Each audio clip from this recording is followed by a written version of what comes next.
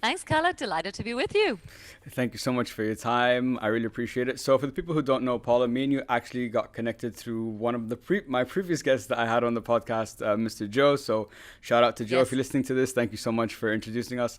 And he yes. really spoke highly of you, and me and you had a quick, intro call as well. And I thought the work you do in loyalty marketing, you have so much experience in that field, and that's something we've never discussed on the podcast too. So I thought it'd be a nice, a great subject to talk about. And you also have a podcast, guys. It's called Let's Talk Loyalty, which is specifically all about loyalty marketing and so on. I cater to Mm. marketing professionals. So I thought for today we'd dive into, loyalty marketing, your experience with the podcast, and a lot more. But before we get into everything, Paula, why don't you give all of us a little bit of background about yourself, and we'll take it from there. Yeah, sure, absolutely. Well, listen, thanks again. Certainly, Joe promised me that he would listen, so hopefully he's super happy. So that's really great, and it's always really nice to be connected through a mutual friend. So that's been super nice. So, in terms of who I am, I guess I'm Irish by nationality. I won't give my age away, but I've lived in Dubai a total of 10 years, let's say. But actually, with a break in between. So I come from Ireland, and I came to Dubai, then went back to Ireland, and actually just moved back here in 2017. So I love living here, Khaled. I'm sure you do too. Professionally, I have always worked in what I would like to think of, I guess, as really interesting and innovative things. So I like to be intellectually, I suppose, stimulated in work. So I tend to find after 2 or 3 years, normally I get bored in a maybe in a corporate role. So I'm always looking to do something that's quite different. But I suppose how I got to where I am, certainly in the last recession, it's really interesting. I ended up going into a very big telecoms company in Ireland to really, I suppose, professionalize their loyalty program and run it for them at a whole other level of efficiency because they weren't doing well. And I fell in love with the loyalty industry. I've been doing that now exclusively as a focus for 15 years. And then 3 years ago, I started creating content both in article form and writing a book and also creating my podcast 2 years ago. So yeah, so really quite specialized and quite niche. So living in Dubai, but obviously it's a big world out there. So tend to see myself as a global citizen. Awesome, awesome. Thank you so much for giving us that background. I always like hearing, my guest story and how they ended up in Dubai. And I'm sure your story, like many other people, a lot of people come here, they think we're going to stay here just for a little bit of time. They might go away, but everyone always seems to end up back here. But you can't blame them. It really is a great place to live. We're very Um, lucky. Absolutely, absolutely. So I thought we'd start, Paula, if you could just explain to all the listeners what is loyalty marketing exactly, and where did it start, and let's pick it up from there. For sure. Yeah. It's a great question, Khaled, because there's a couple of distinctions that I make just because I'm suppose I'm in the industry. So loyalty marketing in the form that we'll talk about it today, the most direct and obvious form, probably started about 40 years ago. Okay. And the reason it was started was it was in the airline industry predominantly. And essentially at that point, what was happening is most customers or passengers, let's say, were booking their travel through an agent. So there was a disconnect between the person who was traveling and maybe the airline or the hotel who was going to be looking after them. So there was no direct customer relationship. And I suppose because of the potential to find who are the most profitable passengers to focus on, airlines decided to launch these loyalty programs where they could capture the data for who was traveling and reward people. So using, I suppose, the most common currency would be points. So when people talk about loyalty programs now, they normally talk about a points-based program. So here in Dubai, the best example is obviously either, Skywards from Emirates or the Etihad Guest program. So they're both extraordinary loyalty programs. There's a little bit of history before that, which is all around things like, let's say, stamp cards. So some people Mm. might have heard the concept of Green Shield stamps. So there is a different format for doing loyalty. It's still used actually to this day, that format, but I tend to think it's more like points and sometimes prizes as well, Khaled, because we started to explore different mechanics around things like gamification and stuff as well. So there's lots of ways to engage people and to reward them. And I suppose the ultimate principle from a business perspective is, first of all, to identify the top 20% really of your customers. So I think Okay. everybody's familiar with the Pareto principle and the idea that 80% of your revenue will come from 20% of your customers. So really they're the ones you never want to lose. So our job as loyalty marketers is to find them, to mind them, to nurture them, and everything we can do to make them feel loyalty.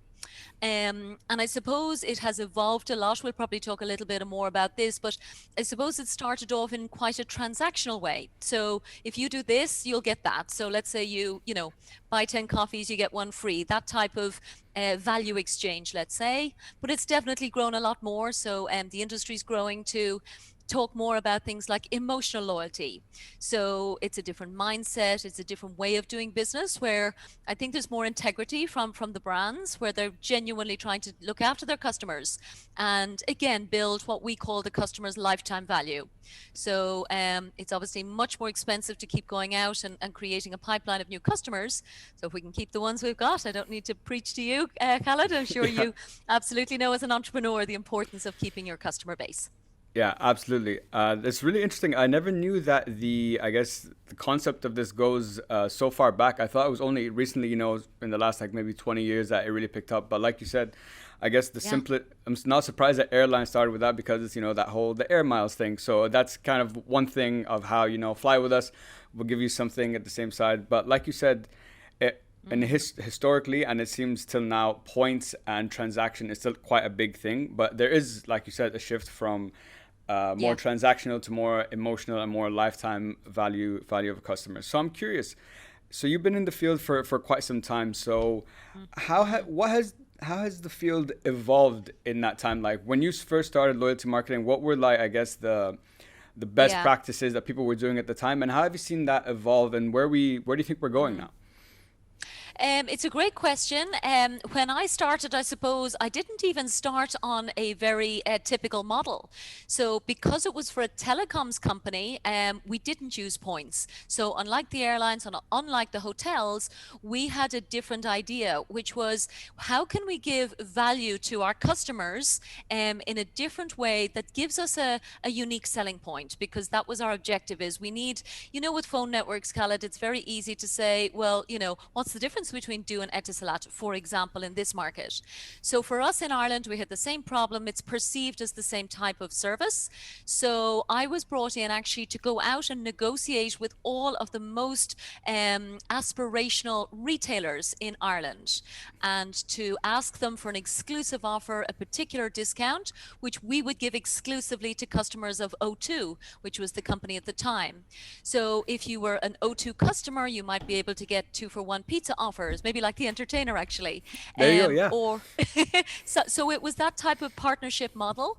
And to answer your question, that is something that really has become extremely popular. So when you ask about, where did we come from and where are we going, I was lucky enough to be brought into something that was probably ahead of its time.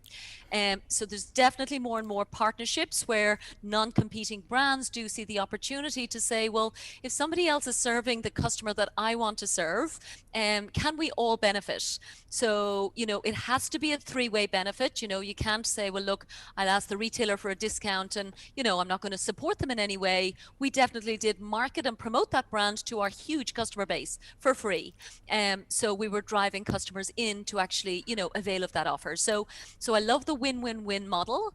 I suppose a couple of the other obvious ones that you might guess is, historically we would have had plastic cards as the identifier where you had to swipe something. Obviously everything's gone digital. But I think as time goes on as well, so I think what used to happen is customers would complain about having a wallet stuffed with loyalty cards. I think now what people are saying is, oh, I have too many apps.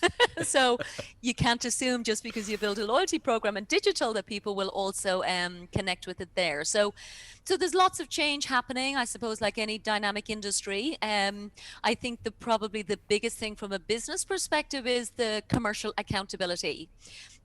So for me, marketing can be seen as a very expensive, sometimes people would even say some of it would be seen as wasted money.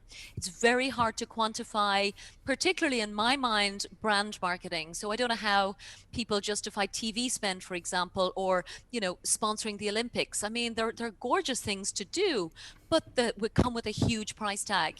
What I Absolutely. love about loyalty is it's very commercial. Again, you can see what happens, and actually, it's really accentuated at a time like this. So the pandemic has been an extraordinary time. Every loyalty marketer that I've talked to on my podcast has said that the power of their loyalty program at this time of, crisis, let's be honest, has been even more valuable as a customer base and even stickier to the business. So whereas less engaged or less loyal customers might have left, their loyal customers have stayed in a much more powerful way. So I suppose the big thing is it's a commercial form of marketing. We can measure it, we can tailor it, and we can drive profitable behavior. So it's super exciting. Yeah, for sure. No, it sounds very exciting, and I like how you were describing when you like we work with brands. For example, when you were at O2, that will promote and market your brand for free, but we'll Yeah. give a special discount to those customers. So, like you said, it seems the focus seems to be about purely identifying who are my true customers. Who is that? What is that 20%? Because Yeah. and I remember in your podcast with Lisa actually, it was interesting when she used I think it was Emirates or Etihad, I'm not sure, and even despite there being no one being able to fly, they had the highest engagement rate through their loyalty program, and that blew my mind because it Yeah. is a shift from that transactional to this emotional side because there's no Yes. transactioning happening in that case. I can't fly, but I'm still you're still getting engagement, you're still Totally. getting all that. So I thought that was really Yeah. interesting. And in terms of loyalty marketing, from what I understood from you, the nice thing is you can measure it, you can tailor it, you can gather great data about your customers. So I'm curious for you, because you mentioned a good point that when you, I guess, are spending on a TV ad and so on, it's a Mm. huge cost, and you don't know, you Mm. don't really know how that affects your like end customer or that the end user that you're Yeah. going for. So from a mindset perspective, how does loyalty marketing, for example, differ from another like form of marketing, like brand marketing, for example? Is it a mindset? Is it completely different strategy? Could you walk us through what some of the differences are? Yeah, yeah, for sure. I mean, I suppose the first key point is the insights. So, the value exchange. When you ask somebody to join a loyalty program, the first thing that you'll do is start to ask them to understand a profile. Now, there's different schools of thoughts on this one, Khaled. Whether you ask somebody. I looked at a program last week, for example, that had 18 fields of data that they were asking me to fill in order to join the program. I tend to find that people are kind of running out of patience and don't really want to give that much data, especially up front. So I think for me, I prefer a concept called progressive profiling. So Okay. what I would like to do is say, what's Khaled's mobile number and his first name? So I can reach you and I can reach you by name. So we would build that data over time. So what we might then do is add, what's your date of birth? So, what gender are you? What have you shown interest in the past? And we'll start to understand what is relevant for you to show you, relevant content and relevant offers. Yeah. So it really is something that's intended to be of value to the customer, not just of value to the brand. And I think that's often a point of misunderstanding because I think we have almost been a victim of our own success where loyalty programs successfully can change behavior, but actually, the purpose is to be loyal to the customer first of all. So yes, they'll change their behavior, but they'll also feel good about it. You know, one of my favorite examples, I often talk about this on my podcast, is the date of birth. So, every loyalty program at some point will ask you pretty much for your date of birth. And I often feel that they're asking for that purely so that they can segment me and put me into the appropriate category. But as a human being, my date of birth is a very special day. So I want them to use that data. So every year when my birthday rolls around, I watch and I wait to see who's going to wish me a happy birthday and who's going to do it well. So some people, and we had a big debate, I will call it, on LinkedIn recently, where some marketeers would say, is it worth sending a coupon to a customer, to get a special offer on their birthday? And I'm like, no, send them a present. Like, and it happened here, and I'll give a name check out to Blue Rewards, which is quite a new loyalty program here in the UAE. But in fairness to them, on my birthday, they sent me a free coupon for coffee and a cake in Dubai Mall in one of their cafes. So I was really impressed. It's not difficult. It's once a year. And that's that brand going, yep, it's Paula's birthday, her special day. It's our opportunity to demonstrate loyalty to her. So, and now here I am sharing that on air. So when you ask about, what does loyalty do, I do have actually an audience that listens to these kind of things. So I think they're doing super good work. So hopefully that's a good example. Yeah, no, that's actually a great example because I think the thing behind loyalty, and correct me if I'm wrong, is how can I show my customers that they are appreciated, that they are valued, Yes. but I think there's also maybe so this was the question I wanted to ask you next actually. When it comes to creating a loyalty program, each industry is different, and Mm, depending on the industry, depends on what you can offer your customers. So when you're thinking of a loyalty program, how do you start thinking about, okay, what can I offer the customer that is going to make them mhm, feel valued, make them feel appreciated? That is also, because I'm sure with that is going to come a mm, certain cost to yourself, because totally. if it's Yeah. a coupon or it's a coffee or whatever the case might be. So how do Yeah. you start, I guess, identifying, like, from a cost, from a financial perspective, what can we do, what Yeah. maybe it might cost a lot but might get us, they might really, Yeah. appreciate that. Totally. Yeah. It's a great question, Khaled. And to answer it, I Sorry, suppose Paula. Sorry to interrupt you. Could you just move the mic slightly further away from your mouth because it's no, away. yeah, further. Yeah, that's better. Because Okay. it's popping sometimes. So that's all. Okay. Sorry. Perfect. No, no, go ahead. No, no, it happens. Sorry, you were saying. Sure, sure. So I guess the whole financial aspect of loyalty programs is extraordinarily complex and extremely important to get right. So what we would typically say, so let's use the example of a points program. So what we would do is we would structure a points program based on a simple currency that first of all does apply to absolutely everyone. So Okay. everybody has some reason to join the program. And then, for example, what we would probably do is build tiers. So most people will be familiar with silver cards and gold cards. But what that enables you to do then is to say, well, look, if you reach silver card status, you'll actually get double points. Or if you reach gold card status, you get triple points. So what that allows you to do is focus your spend on the people that matter the most. So when you ask about how do I, not literally give away the kitchen sink, the whole point is, well, look, if Khaled is worth 10 times more than Paula to my business, then his rewards should be 10 times more. So, it has to all be relevant and I see. reciprocal. So it really, and so there's an entire financial model that will be built to say, okay, how much do I want to invest in retaining this customer? If you think about again the cost of replacing Khaled as a valuable customer, the acquisition cost and finding somebody else of a very high value, that's a super expensive alternative. So it is the retention cost has to be very carefully managed, but definitely is worthwhile. So again, back to the point about loyalty marketing being a very commercial element, we do run, return on investment analysis to see, is this loyalty program working? And actually my own podcast that's going out on Thursday is exactly talking about this. So many loyalty programs, maybe a few years down the track, they're kind of starting to question, is this working? Is it working as well as it can work? And sometimes they'll bring in external consultants like me or some of my colleagues around the world to take an external expert perspective to evaluate that loyalty program and really see across the whole customer journey. Because I think sometimes it can become, where a brand might sometimes get bored with its own marketing. And often loyalty programs go through this cycle of, when it's the new, solution and the new amazing campaign that maybe is outdoor and maybe on TV, then everyone's excited in the company. But, 12 months later, it might be somebody just in the corner who's sitting sending out emails to that database. So that's not a well nurtured loyalty program. So there's definitely a huge amount of expert knowledge, in fact. So I think it's only in the last couple of years that people have realized how specialized this field has become. And I'll give you a really important piece that probably was the first time I realized how commercially powerful it was.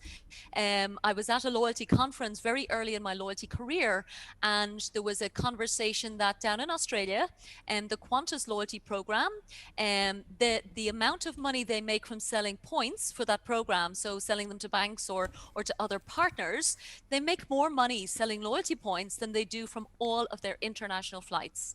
So Wow. Oh, they're not in the wow. airline business. They're in the points. They're in the loyalty business. Wow. So that blew my mind. I went, "What?" Yeah, yeah.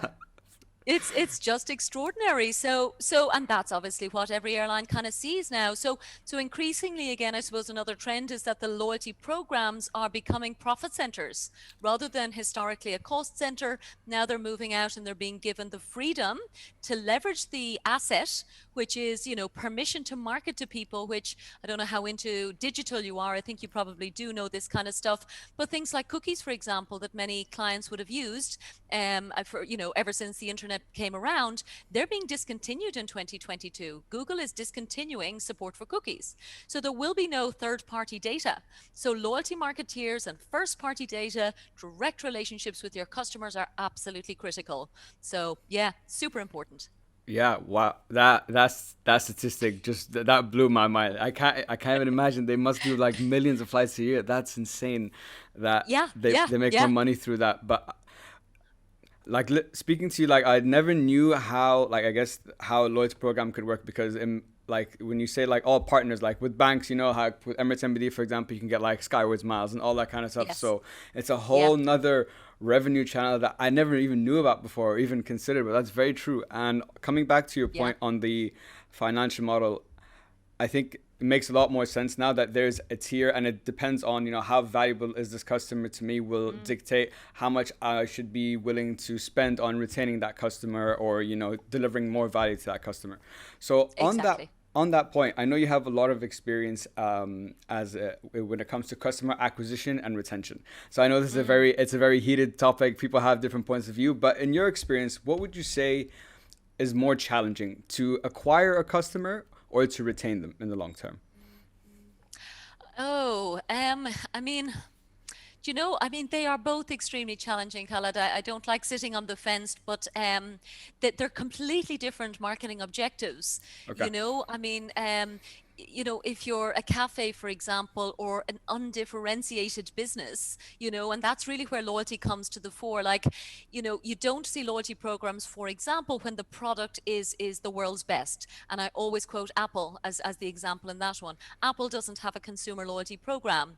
There are other amazing technology companies out there, but Apple has a loyal customer base just because the customer experience in the product is exceptional. So for Apple to acquire customers, they put all of their investment into research and development and extraordinary experiences. And definitely experiences is something that drives loyalty as well. So I think customer acquisition for Apple in 2021 doesn't sound like something that's difficult to do, or even, to be honest, retention. I think they're still the most valuable company in the world. Whereas if I was, let's say, I don't know, Huawei, for example, I'm sure both acquisition and retention is extremely difficult because they're competing with the Apples of the world. So I think they're very different. I think because of the point I just mentioned about cookies, I think acquisition will become even harder.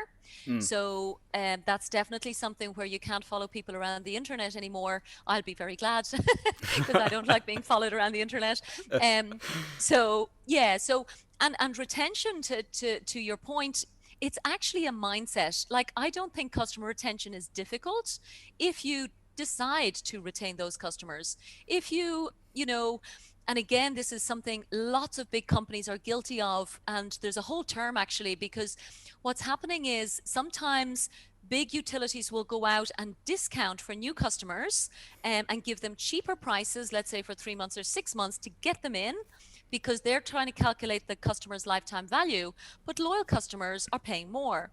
So in the UK, for example, there is a class action lawsuit being brought against these companies because they're saying this needs to be made illegal.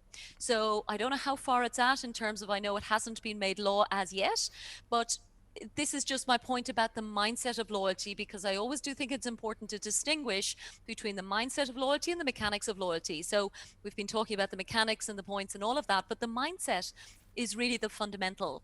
And it's definitely something that I think, when there's a recession. So to my point earlier, I got into loyalty just after the last big global recession. So 2008, 2009, I started in 2010.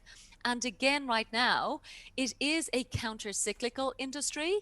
So in this current pandemic, the demand for loyalty programs, for optimizing loyalty programs, for new loyalty technologies, new loyalty ideas is out the door. We are swamped with work, Mm. because when there are fewer customers available, everybody's fighting to kind of really take care of them, and tell them how valuable they are and how much they appreciate your business.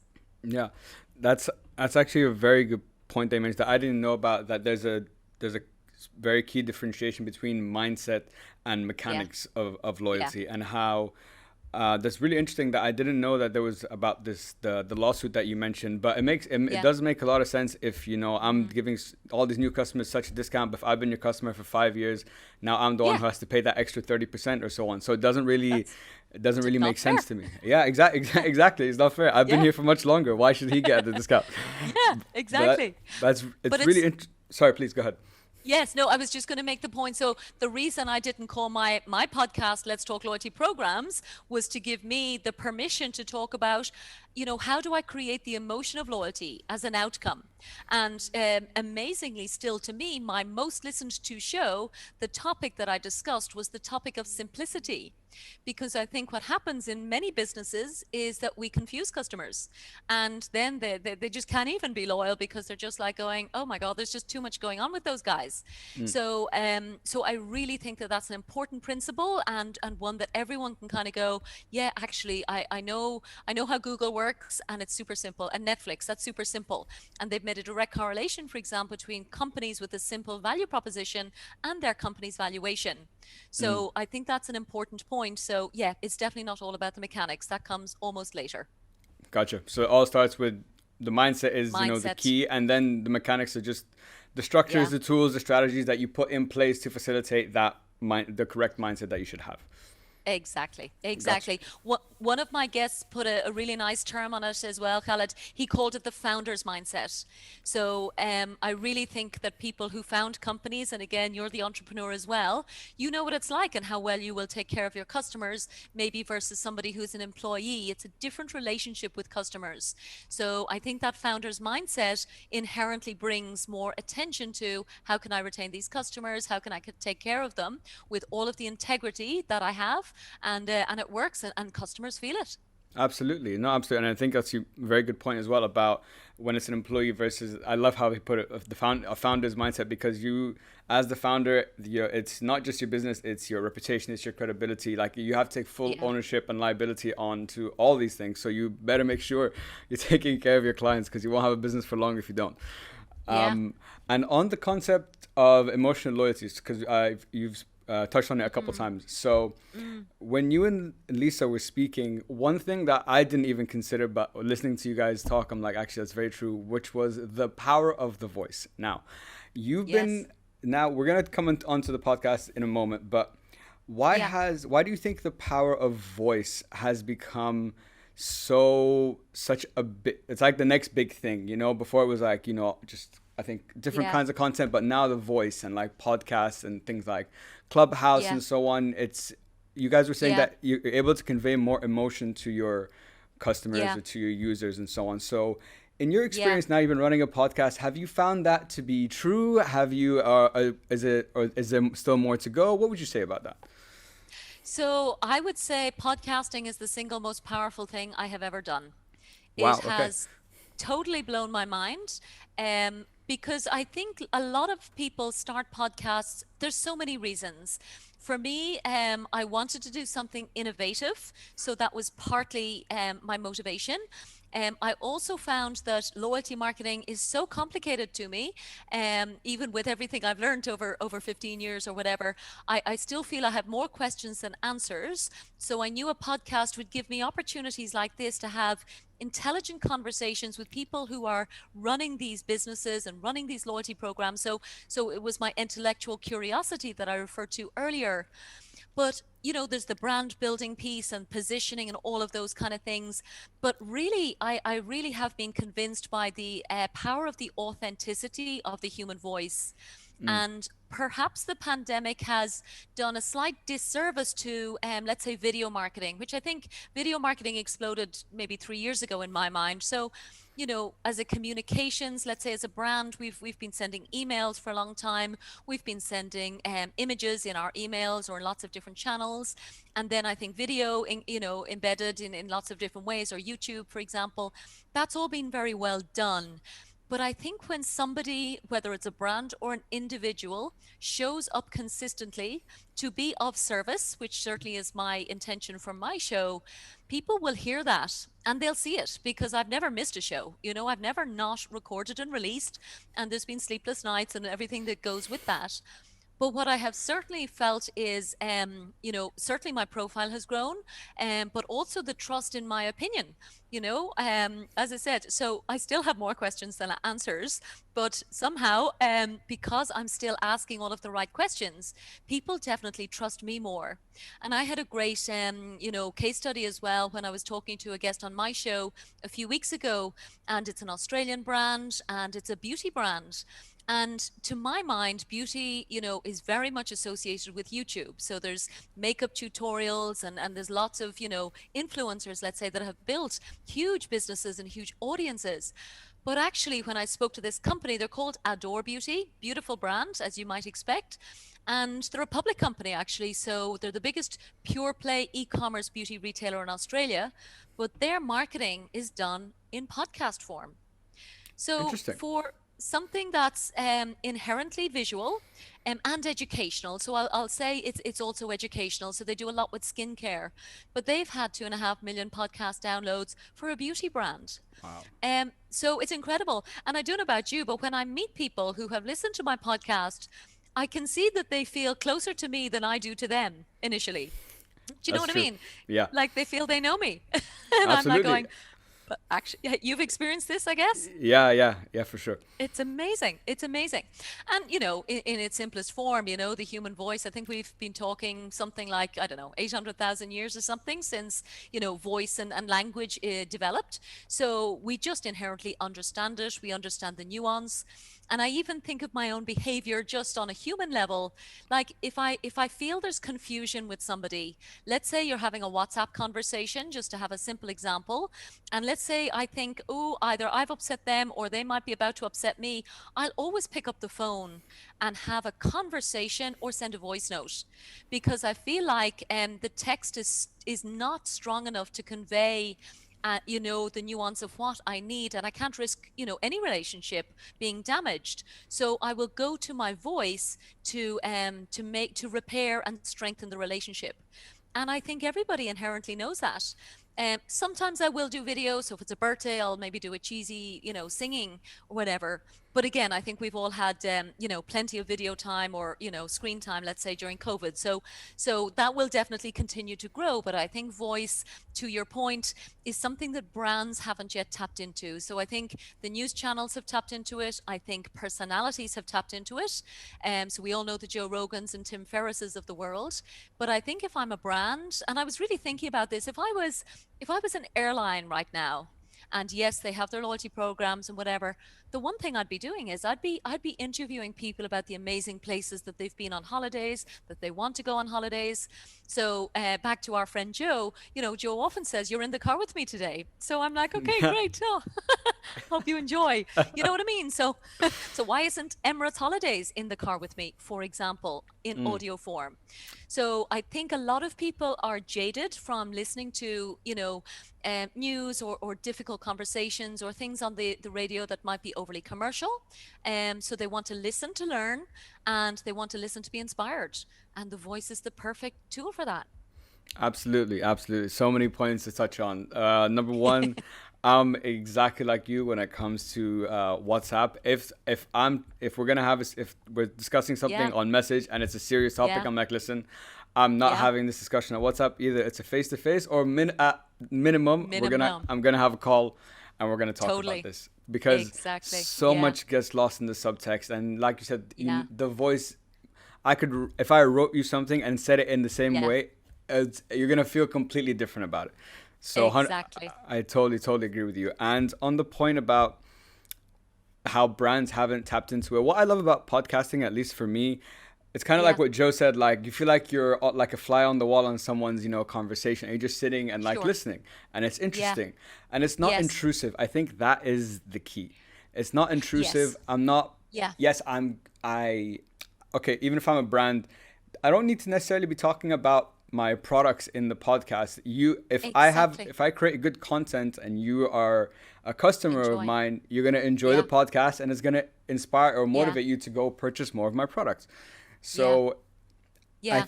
I think podcasting is huge. I think, like you Yeah. said, there's not, there's not going to be enough, Joe Rogans and stuff in the world, and they're going to be quite limited probably with those to be on that level to just Sure. talk about it, which is fine. Yeah, But yeah. one thing I remember from our last conversation that you said, because you started your podcast with the intention to launch it as a business, which I think is really interesting. And I think that's what a lot of companies and brands do. They see it as another channel, Yes.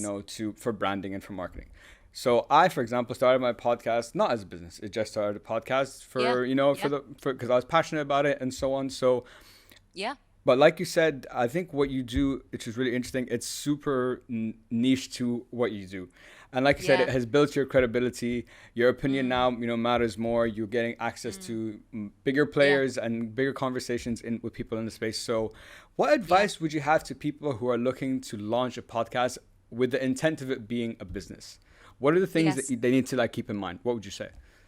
Well, the first one is it won't be news to you, and I've already alluded to it. But the first thing is to be consistent. So when I started the podcast with the intention of building it as a business, I realized how much focus and effort I put in for clients that I'm working on projects for. So if I am being paid to consult on a loyalty program, then I know how hard I work. So I said, okay, even though I'm not initially going to be getting paid, I need to deliver the product exactly as if I was already being paid. So I need to be consistent. I need to be authentic. I need to be professional. So the content has to be super clear in terms of who it's for, who it's not for, and also just clear policies, because it's amazing, and you'll have this as well, I'm sure, where you get pitched by, software companies or whatever, and want to come on the show for PR. And I'm like going, well, actually, no, my policy is this is a business. So therefore, if you're supplying my industry, then it's a paid arrangement. You'll sponsor it. You'll get a 30-second ad slot. And then we'll talk to one of your executives as editorial content. But it's really important to me that I don't just, have lots of vendors on the show talking about features and products and technology. I'm here to share learnings and lessons from the brands themselves. So there's always the advice about be consistent. So that's absolutely guaranteed. You can't, ship a show this week and not next week and expect somebody to say, well, if I sponsor it, are you going to ship a show or not? Yeah. So you have to build that trust in advance, like any company. So definitely that took time. And yeah, I think just be clear who needs to get to your audience. So for me, I know the loyalty technology companies, and they want the attention of loyalty brand managers. So I was like, okay, well, there's two people who need each other, So again, if I'm running a loyalty program, I want to know who the loyalty technologies are. So again, the guest content is relevant. So yeah, it's really just finding the opportunity and making sure that you talk to both. Yeah, and I think you made a great point about number one, consistency. I think is super important, because that's how you build your credibility in anything that you're doing. If you show up and you've done it for, I believe, 100 something episodes, which even puts me to shame. So I highly respect that. I know how much work it takes, so I really respect that. And I really like what you said, that if I'm treating this as a business, then I need to give it the attention and effort and quality, whether I'm getting paid or whether I'm not, because eventually when I do get paid, I'm going to need to show that this is why you should pay me, because my work is of such a high quality, right? You've got to earn it. Uh, Absolutely. And it's Absolutely. like any company, Khaled. Like I think, it's really interesting to me because again, I know plenty of people podcast to be of service, which I know you're doing, or just to have fun. I mean, there's lots of reasons to do it. You don't have to build it as a business, but I don't think you can build it as a hobby and expect it to become a business at the same time because it's so hard to build the audience, and I don't need to tell you this. Yeah. That's where most of the hard work comes. Yes, we show up, we record, we edit, we publish, and then the hard work starts. So, Yeah, you know, exactly. Yeah, absolutely. yeah. And I'm curious, in because you've been doing it for a while now. How has, and I'm sure and you've been doing it on a weekly basis, so like it's there's a quick Yeah. turnaround. I'm Yeah. sure when you first started compared to for example, let's say your most recent episode, in terms of how you interview, your research and all that, everything must have changed. So what would you say for you? What have you learned, I guess, in the throughout this podcast experience? What is the biggest learning that you've taken away from this so far? Yeah, it's interesting because I went to two shows a week a few months ago. So now Yeah. I am Tuesdays and Thursdays, so even more exhausted. But but what I do like, I launched the second show in a different format. So what people do say sometimes to me is, I really want to listen, but I don't have 45 minutes every week, which I totally get because there's very few podcasts I listen. In fact, I don't listen to anything on a weekly basis. So what I did was I went back to the beginning and I'm re-listening to all of my shows and getting this kind of insight, which is exactly your question, and I'm summarizing them into a 5-minute version. So I did it recently with Emirates Skywards, for example, and I learned as much the second time around when I listened that I'd totally forgotten.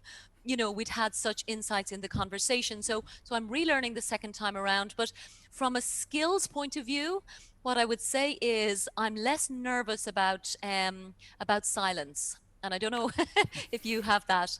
So when I listen back to the original shows, I didn't allow the conversation to flow. I would ask the question and let them answer, and then I'd ask another question.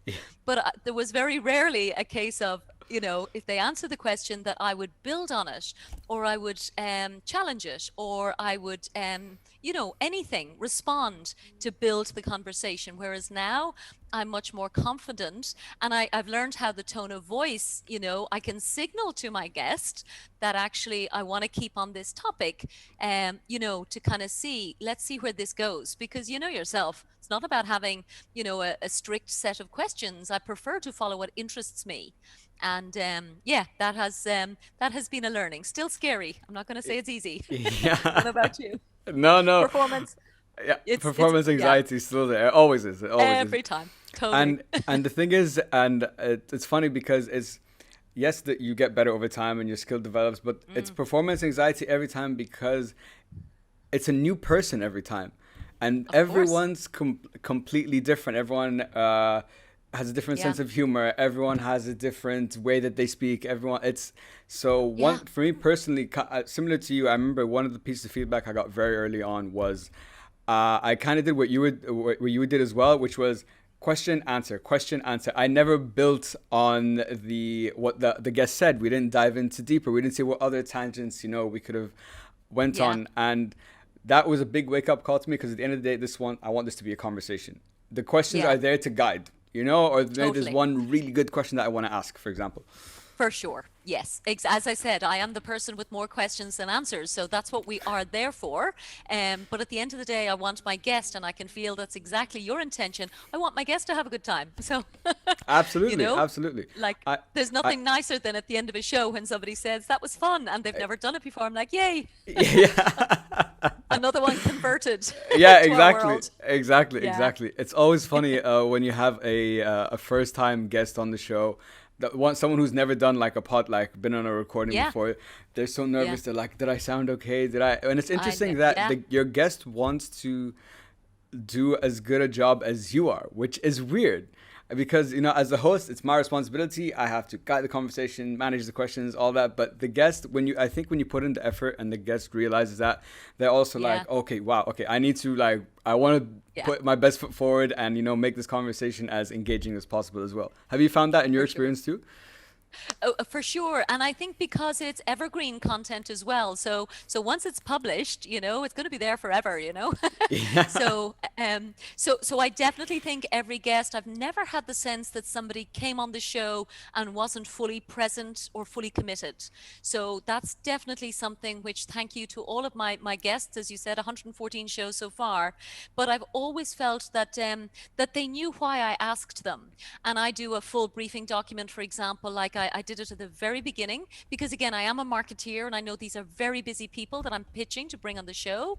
So I have like a 4-page document which talks them through the intention of the show, the background of the show, the listenership, geographic, and everything. So they're fully aware of who they're speaking to. Mm, So again, I think they kind of really like that idea, but also everybody, I think, is inherently proud of, I built this loyalty program and I learned all these things, and I feel like I can be of service by sharing my story, and I'm the person who facilitates that. exactly. So I think there is a shared objective there, and I think they do feel that. And then certainly with lots of people, they repurpose the content themselves. For example, they share it with their clients, so they do get inherently an asset themselves. Where and again, obviously they have full control. Like if anybody ever said something they weren't happy with, obviously we delete it. I always allow their corporate communications teams to attend the interview or approve it. So I'm well used to kind of long lead times, even with the added pressure it puts on my publishing schedule. But it's important that they have a really, really good experience, because again, it's my brand, as you said, my reputation. Absolutely, it's an extension. It's an extension of yourself, and at the end of the day, just like you, if the guest has something that they're not comfortable with, you're the Yeah, star of the show. This is your yeah, time. Like you said, I love how you said it. We are here. Me and you are here to facilitate mm, this. This is your yeah, platform. yeah, You're the star. yeah. If you wanna Yes. curse, you wanna do this, you wanna do that, whatever. This is your show. You can do it. Whatever you want. Yeah, yeah. And it's a good point as well, because again, my background before loyalty was kind of in the airline business. I worked for British Airways for about 5 years, and in its home market, British Airways was having a really bad time with the media. Mm, So there's a lot of nervousness. So when I reach out and say, I'm, a media person, whatever form, they're super scared that somebody's literally looking for blood, that we're sure. looking to find fault. But like you, I'm here to do something that helps. Yeah. We're here Exactly. to share a story. So Yeah. I love the Yeah. title of your show. I think it's gorgeous Thank you. and very reassuring. So yeah, no, well done. It's a lovely concept. Thank you very much. I really appreciate the kind words. Yeah, it's just Mm, I thought keep it simple. It says yeah, the title says what we're trying to do here, so I think it's lovely. pretty self-explanatory. But coming back to the so when you first started, because I think this is Mm, something that anyone looking to start a podcast, this is probably one of the yes. first questions that you have, and what I had to Yeah, is like, yeah, okay, who am I going to talk yeah. to? Where do Oh, I for start? sure. What are the Yeah. guests I should bring on? So I know you've been doing it for a while. So how did you start about identifying what guests you wanted to have? I'm sure your network was a great place to start, and has that changed now as time has gone on? Are you more selective? Are there people, maybe if in quotation marks, the A-list people that you've always dreamed, for example, of having on the podcast that now you're trying to go after, for example? There certainly are. So I've had some incredible guests already. Like I'm quite lucky. I worked in sales, like you actually. And yeah, and it's a great skill. I think everybody, if you can learn to sell, it will serve you. So to me, pitching for guests, I have to convince them again why this is good use of their time.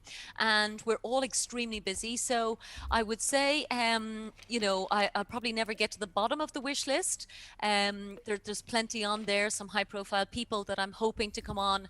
But to your point about like, where do you start?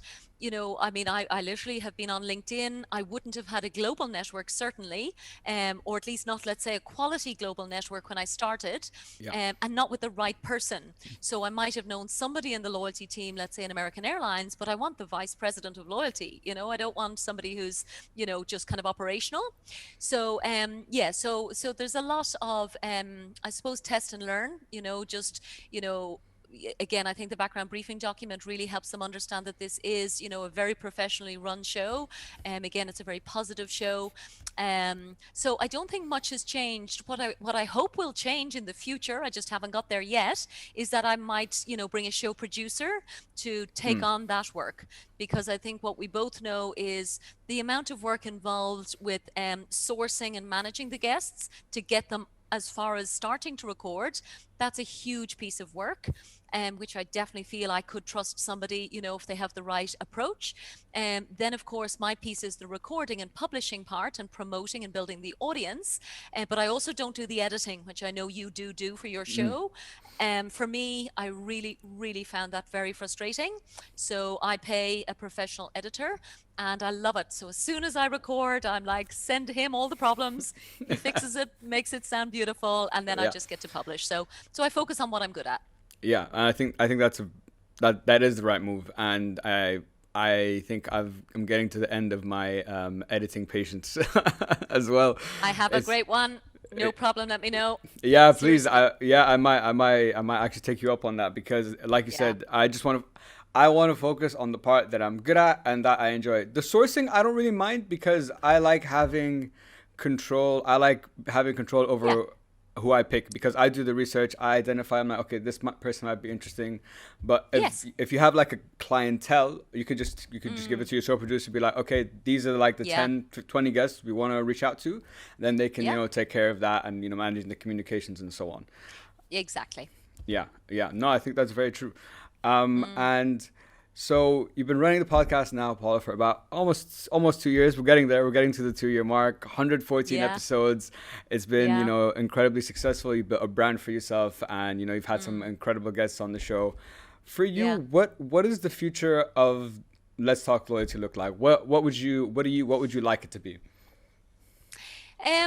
It's very interesting, Khaled. And somebody also asked me the same question recently, and I don't yet know the answer Sure. because I'm interested in other things other than loyalty. Okay. So part of me wonders whether I should be podcasting on some of the subjects that I know you're interested in, for example. So rapid transformational therapy, for example, hypnotherapy, lots of these ideas are things that fascinate me. And again, with the idea that by asking all the questions, you get much more insight and knowledge. Part of me wonders maybe I should, explore that intellectual curiosity there. From a loyalty perspective, anything I do, I want it to be innovative. I've taken a consulting project actually at the moment, which I won't name, but it's a very different type of consulting project because it's a product, a supermarket product, Okay. rather than a retailer. So that's something that's not really being done well. So that's interesting. But I really believe Let's Talk Loyalty as a brand has huge value now. Yeah. So the community of people who listen, they really value it. They get it straight away. It's not a difficult name. So probably the obvious thing I should do is maybe an ebook. So lessons from Let's Talk Loyalty. I kind of feel like a digital product that could be, again, evergreen content that I could perhaps commercialize separately and become a new business stream. I feel like that might be the next thing for the podcast. But yeah, watch this space. Watch the space, indeed. No, but I think Yeah. the ebook idea is fantastic, especially that it's because your podcast is to that field. So the lessons in that for any loyalty marketeer are going to be like gold to them. You've had so many guests and in the top companies, all those insights. Yeah. Dream of talking to those people to get those insights. So if you put it in an ebook, I think that'd be actually a great idea. But like you Okay. said, when you have more, there are other areas you're interested in, as well. And, you can always, I think over time, just add them on. Like when I think of my podcast, yes, I want to help. My goal is to help people 100%. But I'm selfish in the sense that I'm curious. So like I want to learn. This is what I'm interested in. This is the person I want to talk to today. And Yeah. if I'm interested, there's a good chance there's some other people out there that might be interested in that too. For sure. Yeah. And Seth Godin said it very well. So I'm sure plenty of your listeners will know Seth Godin. He's, a Absolutely. marketing god to Genius. me. Yeah. Yes, he is a genius. And I did his podcasting workshop, by the way, to learn to podcast. Okay. So that was super useful for me because I was starting from no technical knowledge, no content knowledge. So I do trust him. But he convinced me, I suppose, of the idea. And he said, exactly to your point, he said, it's kind of like being the host of the coolest, best party in town.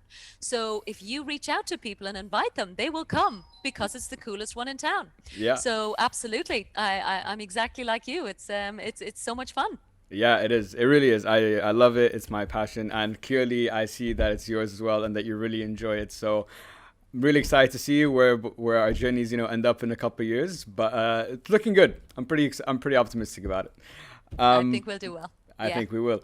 Paula, for my last two questions, these are questions that I ask all my guests. So, Okay. first one Yeah. is looking back over, I guess, either your career or your personal life, just looking back, what would you say you're most proud of for yourself?